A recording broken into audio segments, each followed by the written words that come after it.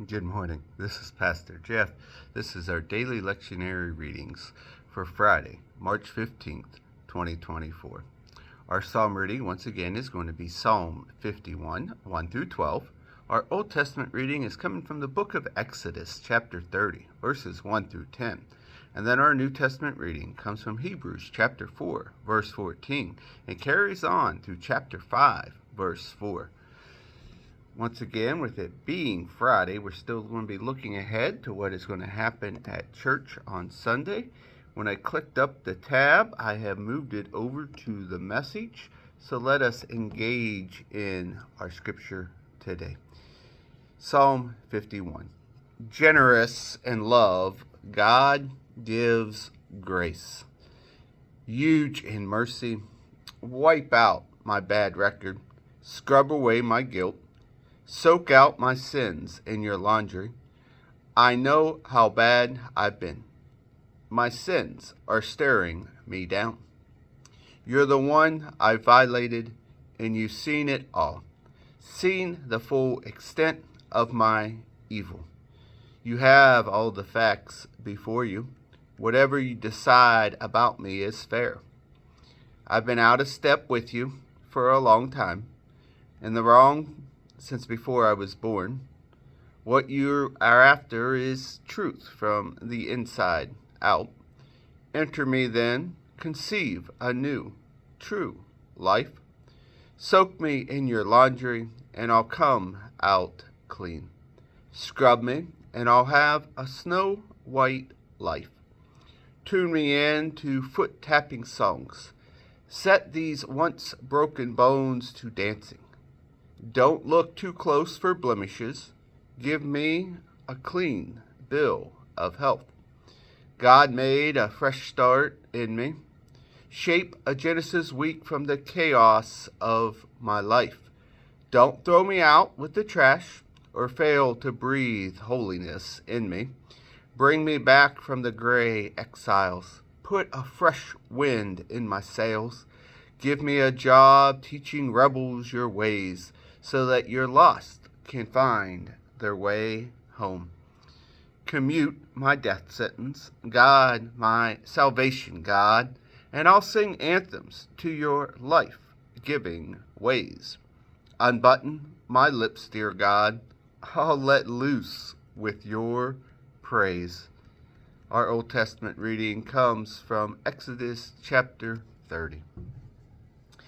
Make an altar for burning incense. Construct it from acacia wood, 1 1/2 sheet square, 3 feet high, and its horns of 1 piece with it. Cover it with a veneer of pure gold, its top, sides, and horns, and make a gold molding around it, with 2 rings of gold beneath the molding. Place the rings on the 2 opposing sides to serve as holders for poles by which it will be carried. Make the poles of acacia wood and cover them with a veneer of gold. Place the altar in front of the curtain that hides the chest of testimony, in front of the atonement cover that is over the testimony where I will meet you. Aaron will burn fragrant incense on it every morning when he polishes the lamps, and again in the evening as he prepares the lamps for lighting, so that there will always be incense burning before God, generation after generation. But don't burn on this altar any unholy incense or whole burnt offerings or grain offerings. And don't pour out drink offerings on it. Once a year, Aaron is to purify the altar horns, using the blood of the absolution offering of atonement. He is to make this atonement every year, down through the generation. It is most holy to God. Our New Testament reading comes from the book of Hebrews, starting in chapter 4. Now that we know what we have, Jesus, this high priest, with ready access to God, let's not let it slip through our fingers. We don't have a priest who is out of touch with our reality. He's been through weakness and testing, experienced it all but the sin. So let's walk right up to him and get what he is ready to give. Take the mercy, accept the help.